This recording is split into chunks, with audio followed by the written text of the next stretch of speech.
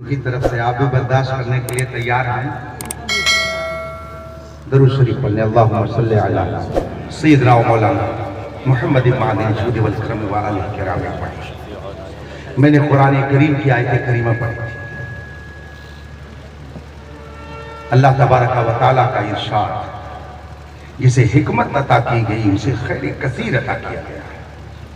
اس سے پڑھ کر کے دنیا میں ایک انسان کے لیے اور کیا نعمت ہو سکتی ہے کہ رب قدیر اسے حکمت عطا فرمائے تو خیر کثیر کا بھی وعدہ فرمائے۔ مجھے ایک حدیث یاد آ گئی اس حکمت پر۔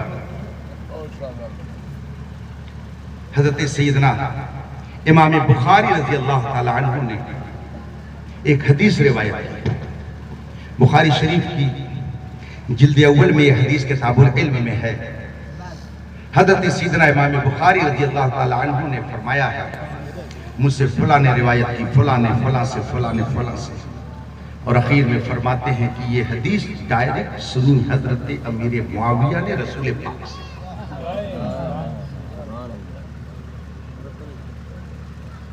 حضرت امیر معاویہ رضی اللہ تعالی عنہ فرماتے ہیں، سمعت النبی صلی اللہ علیہ وسلم خطیبا، میں نے رسول پاک صلی اللہ علیہ وسلم کو تقریر کرتے ہوئے سنا۔ حضرت امیر معاویہ فرماتے ہیں، میں نے رسول پاک کو خطبہ دیتے ہوئے سنا۔ حضور نے اپنی تقریر میں فرمایا، من یرد اللہ بہ خیرا یفقہہ فی الدین۔ یہ حضرت امیر معاویہ سے روایت، امام بخاری نے اس کو بخاری شریف میں درج فرمایا۔ اس سے کئی ایک مسئلے معلوم ہوئے۔ ایک مسئلہ تو یہ معلوم ہوا کہ یہ بخاری شریف کی حدیث ہے، لہذا اس کو آپ چیلنج کرنے کی جرات مت کیجئے گا۔ بہت سے لوگ کہہ دیتے ہیں یہ حدیث تو گڑی ہے، یہ موضوع ہے، یہ ضعیف ہے، مگر جو لوگ ضعیف کا نعرہ لگاتے ہیں، جن کو غیر مقلد کہا جاتا ہے، وہ بھی کہتے ہیں حدیث دکھاؤ بخاری سے، اور جب بخاری شریف کی حدیثیں دکھائی جاتی ہے تو کہتے ہیں کہ اس کا کوئی مطلب نہیں ہے۔ انہی حالات کو دیکھ کر کسی نے کہہ دیا تھا، بیشت محمد جو پڑھاتے ہیں بخاری، آتا ہے بخار ان کو بخاری۔ سیدنا امام بخاری نے فرمایا، مجھ سے فلاں نے روایت کیا، فلاں نے فلاں سے، انہوں نے حضرت امیر معاویہ سے۔ اس سے یہ معلوم ہوا کہ حضرت امیر معاویہ معتبر اور مستند محدث ہیں، ورنہ امام بخاری ان کی روایت کو اپنی حدیث میں درج۔ لہذا جو لوگ سیدنا امیر معاویہ کی شان میں تبرہ کرتے ہیں وہ اپنی حیثیت سے پڑھ کر بات کرتے ہیں۔ انہیں اپنی حیثیت کا اندازہ نہیں ہے کہ ہم ان کے مقابل میں ذرہ ناچیز سے بھی کمتر ہیں۔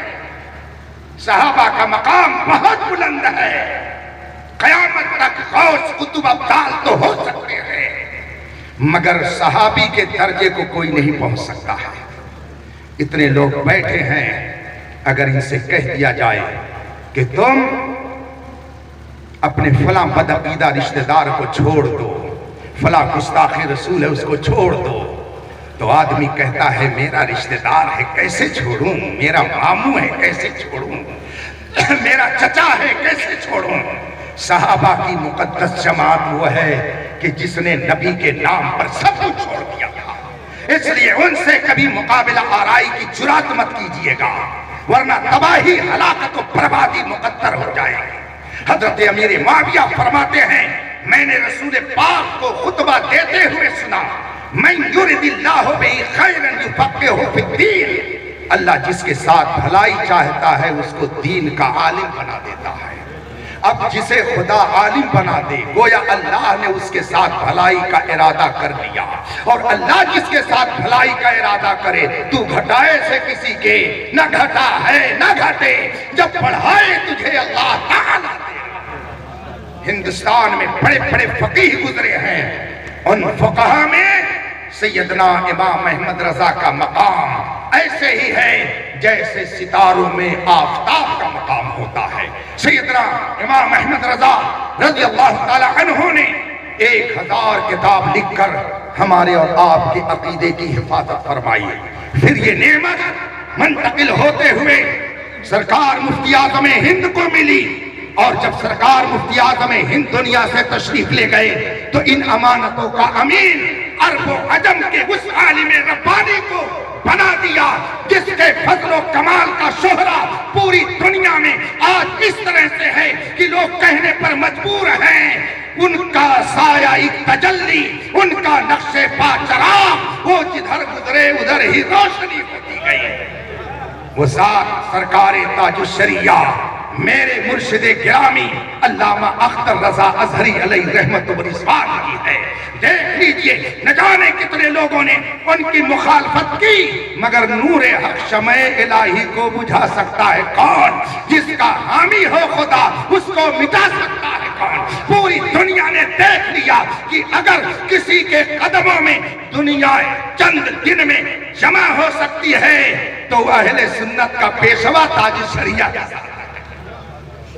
میں ایک نہیں 100 واقعات جانتا ہوں۔ میں الحمدللہ ہندوستان میں ان کے مریدوں اور خلفاء میں وہ خوش نصیب انسان ہوں، یہ تکبر کے طور پر نہیں، تحدیث نعمت کے طور پر کہہ رہا ہوں۔ جامعۃ الرضا کے اسٹیج پر سرکار مفتی اعظم ہند کے قل کی محفل میں لاکھوں کے درمیان جس کا نام لے کر کے حضور تاج الشریعہ نے دعا فرمائی، ایک نمبر پر آقائے نعمت حضور محدث کبیر کی ذات ہے اور دوسرے نمبر پر اس فقیر کا وجود سراپا تقصیر ہے، اور قرب ایسا کہ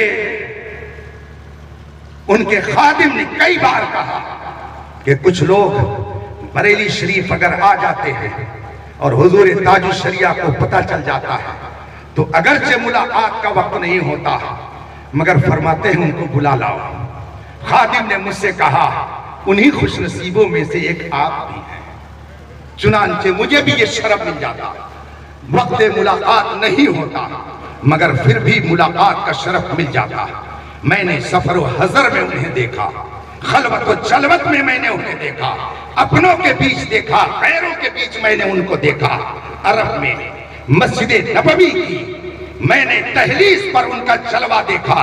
رسول پاک صلی اللہ علیہ وسلم کے اس بے لوث غلام نے وفاداری کا جو حق عرب و عجم میں ادا کیا، اس کی برکت میں نے خود مدینہ منورہ میں دیکھی۔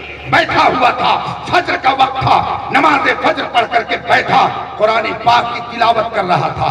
اتنے میں 2 نوجوان آئے اور میرے بغل میں آ کر وہ بیٹھ گئے۔ قرآن شریف ایسے ہی انہوں نے رکھ دیا مگر میں نے اسے ہاتھ میں لے لیا۔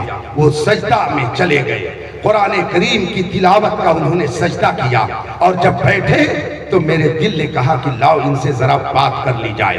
چنانچہ میں نے انہیں سلام کیا، اور اس کے بعد جب انہوں نے جواب دیا تو پتا چلا کہ یہ عربی لب و لہجے میں بات کرنے سے معلوم ہو رہے ہیں کہ یہ عرب کے ہیں۔ میں نے ان سے اسی انداز میں گفتگو کی تو انہوں نے اب گفتگو کا سلسلہ دراز کر دیا۔ میں نے ان سے پوچھا مسمک، آپ کا نام کیا ہے؟ اس نے کہا اسمی عبداللہ العطاس، میرا نام عبداللہ عطاس ہے۔ انہوں نے جب مجھ سے میرا نام پوچھا تو میں نے کہا اسمی محمد اختر حسین القادری، میرا نام محمد اختر حسین قادری ہے۔ انہوں نے جب یہ سنا تو اب میں نے پھر ان سے پوچھا ماذا تشتغل، آپ کرتے کیا ہیں؟ انہوں نے کہا کہ میں یہاں ایک کالج میں پڑھتا ہوں۔ میں نے ان سے پوچھا این تسکن، آپ رہتے کہاں ہیں؟ انہوں نے کہا الحمدللہ نحن من المدینہ المنورہ، خدا کا شکر ہے کہ ہم مدینہ شریف کے رہنے والے ہیں، ہم یہیں کے ہیں۔ اب میں نے سوچا کہ ذرا معلوم کروں کہ یہ ادھر کے ہیں یا یہ معلوم کرنا بھی بہت مشکل ہوتا ہے۔ لوگ ڈر کے مارے تو اپنا عقیدہ نہیں ظاہر کرتے ہیں کہ کہیں کوئی برا نہ مان لے۔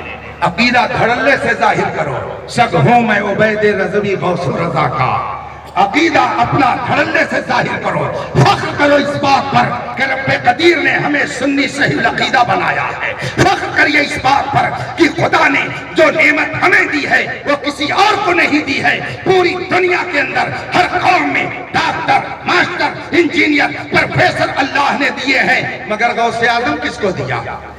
ہم سنیوں کو دیا. خواجہ غریب نواز کس کو دیا؟ ہم سنیوں کو دیا. وارث پاک کس کو دیا؟ ہم سنیوں کو دیا. مخدوم پاک کس کو دیا؟ ہم سنیوں کو دیا. پوری دنیا میں کسی کے پاس امام احمد رضا نہیں ہے. امام احمد رضا اللہ نے دیا تو ہم سنیوں کو دیا. اور تاج الشریعہ بھی دنیا میں کسی کے پاس ہے تو ہم سنیوں کے پاس. وہ نعمتیں ہیں اللہ نے جو ہمیں عطا کی. میں نے جب ان سے گفتگو شروع کی تو انہوں نے کہا میں مدینہ شریف کا. پھر انہوں نے مجھ سے پوچھا انت من پاکستان، پڑوسی ملک سے آئے ہیں کیا؟ انت تحسن العربیہ، آپ عربی میں اچھی بات کر لیتے ہیں. میں نے کہا لا انا من الہند، میں ہندوستانی ہوں، ہندوستان سے آیا ہوں. هناك مدارس كثيرة عربية تعلم فيها اللغة العربية. ہندوستان میں بے شمار عربی مدارس ہیں جہاں پہ عربی زبان سکھائی جاتی ہے. یہ تو میرے مصطفیٰ کی زبان ہے، میرے قرآن کی زبان ہے، جنتیوں کی زبان ہے. یہ پیاری زبان ہے، ہمارے ہندوستان میں یہ پڑھی اور پڑھائی جاتی ہے. اس کے بعد جب اس نے سنا کہ یہ ہندوستانی ہیں کہا ماشاءاللہ انت من الہند، انت من الہند. میں نے کہا نعم انا من الہند، میں ہندوستانی ہوں. اب میں نے سوچا کہ لاؤ ذرا اس سے پوچھوں ادھر کا ہے کہ ادھر کا ہے. تو میں نے مناظر تو نہیں ہوں لیکن مناظرے کی کتاب پڑھتا پڑھاتا ہوں تو کچھ تھوڑی بڑی سدھ بدھ ہے. تو میں نے اس سے ایک سوال کیا الناس يذهبون إلى روضة النبي صلى الله عليه وسلم ويدعون بوسيلة النبي صلى الله عليه وسلم، هل هو جائز؟ لوگ رسول پاک کے دربار میں جا کے سلام پیش کر رہے ہیں اور حضور کو وسیلہ بنا کر کے دعا مانگتے ہیں. یہ وسیلہ کر کے وسیلہ بنا کر جو دعا مانگتے ہیں یہ مانگنا جائز ہے کہ ناجائز؟ میں نے سوچا کہ اگر یہ کہیں گے کہ جائز تو سمجھ لوں گا ادھر کا، اور اگر کہیں گے ناجائز تو سمجھ جاؤں گا کہ نہ سنی کہنے کی ضرورت پڑے گی نہ وہابی. کچھ لوگ کہتے ہیں نا یہ لفظ مت بولیے حضرت، پتہ نہیں کون سی گڑبڑی لوگوں کو اس لفظ میں نظر آتی ہے. بھئی ہم سنی ہے تو ہم بولتے ہیں ہم سنی ہے. اب اگر کوئی وہابی ہے تو اس کو شرم کیوں آتی ہے بھائی؟ اس کو کہنا چاہیے ہم سنی ہیں تو ہم کہتے ہیں ہم سنی ہیں. اور اگر کچھ لوگ اپنے آپ کو وہابی کہتے ہیں تو ابھی جلدی سلطان سعودیہ کا ایک بیان جاری ہو گیا ہے. سلطان سعودیہ نے اپنے بیان میں کہا ہے کہ یہ بات طے ہے کہ وہابیت کو انگریزوں نے پیدا کیا. واٹس ایپ پہ چل رہا ہے، پڑھ لیجئے گا. پڑھ لکھ کر کے اگر کوئی سنیت سے ہٹتا تو مجھے حیرت ہوتی ہے کہ پڑھا لکھا ہے بھی کہ نہیں ہے. شبہ ہونے لگتا ہے. تو میں نے سوچا کہ اگر یہ کہے گا تو میں سمجھ جاؤں گا ادھر کا ہے، نہیں سمجھ جاؤں گا کہ ادھر کا ہے.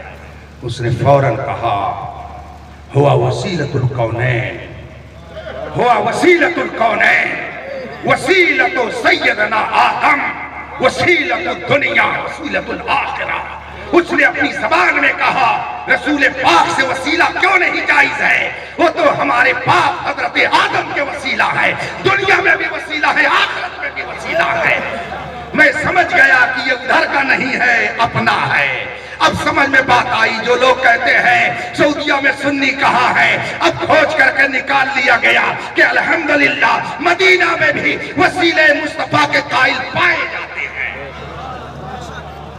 اب اس کے بعد میں نے اس سے پوچھا کہ هل تعرف احدا من الہند، کیا کسی ہندوستانی کو آپ جانتے ہو؟ اس نے کہا نعم، ہاں میں جانتا ہوں. هناك عالم کبیر فقیہ عظیم نحن نحبه حبا کثیرا. ہندوستان میں بہت بڑے عالم ہیں، ہندوستان میں بہت بڑے مفتی ہیں، بہت بڑے پیر ہیں، ہم ان سے بہت محبت کرتے ہیں. ابھی اس نے نام نہیں لیا تھا، ایک عالم ہے. تو اب دل میں تجسس تو پیدا ہوگا نا کہ آخر وہ کون ہے جس کی محبت کا چراغ اس کے دل میں جل رہا ہے. وہ کون ہے جس نے اپنی محبت کا آشیانہ اس کے دل میں بنا رکھا ہے؟ وہ کون ہے جس کی محبت کا نقش اس کے دل پہ بیٹھا ہوا ہے؟ تو میں نے اس سے پوچھا مسم ذالک الشیخ، ہندوستان کے اس مفتی اس پیر کا نام کیا ہے؟ مگر وہ بیچارہ نام جانتا ہی نہیں. جیسے بہت سارے لوگ اس میں بیٹھے ہیں. حافظ ملت کا کیا نام ہے؟ بہت سے لوگ ایسے ہیں جو نہیں بتا پائے. حافظ ملت کا نام کیا تھا؟ بہت سارے لوگ نہیں جانتے. اگر آپ امام اعظم کا نام پوچھے تو نہ بتا پائے. نہ بتا پائے. مجاہد ملت کا کیا نام تھا؟ بہت سے لوگ نہیں جانتے. تو ایسے ہی اس شخص کا بھی حال تھا. وہ لقب سن رکھا تھا مگر نام. تو میں نے جب اس سے پوچھا تو عربوں کا جو گفتگو کرنے کا انداز ہوتا ہے اسی انداز میں وہ اپنی پیشانی پر ہاتھ لے جا رہا, کبھی کچھ کر رہا کبھی کچھ کر رہا.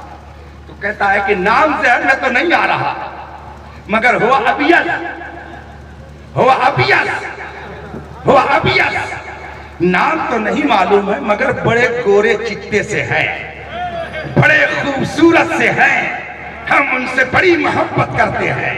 ہم نے ان کی کئی بار زیارت کی ہے.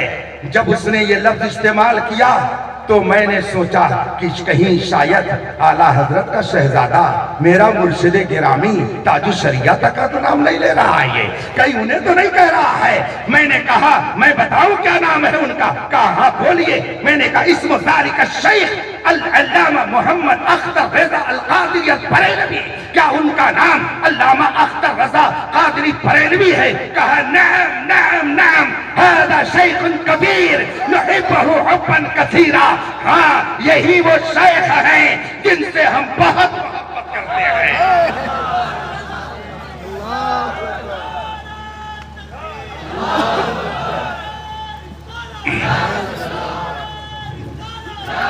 اپنے علماء سے محبت کیجئے, ان پر نکتہ چینی مت کیجئے. ابھی وقت ہوتا میرے پاس تو میں آپ کو کچھوٹا کی بھی سیر کراتا, بریلی کے بھی حالات بتاتا, بدایوں کے بھی واقعات بتاتا. حضرت سیدنا علی حسین اشرفی میاں رضی اللہ تعالی عنہ کا وہ دل پذیر اور نصیحت آمیز واقعہ بھی سناتا جس سے آپ کے دل میں علماء کی عظمت ایسی بیٹھ جاتی کہ کبھی آپ ان کے خلاف تبرہ کی زبان کھولنے کی جرات نہیں کرتے. وآخر دعوانا الحمدللہ رب العالمین. السلام علیکم.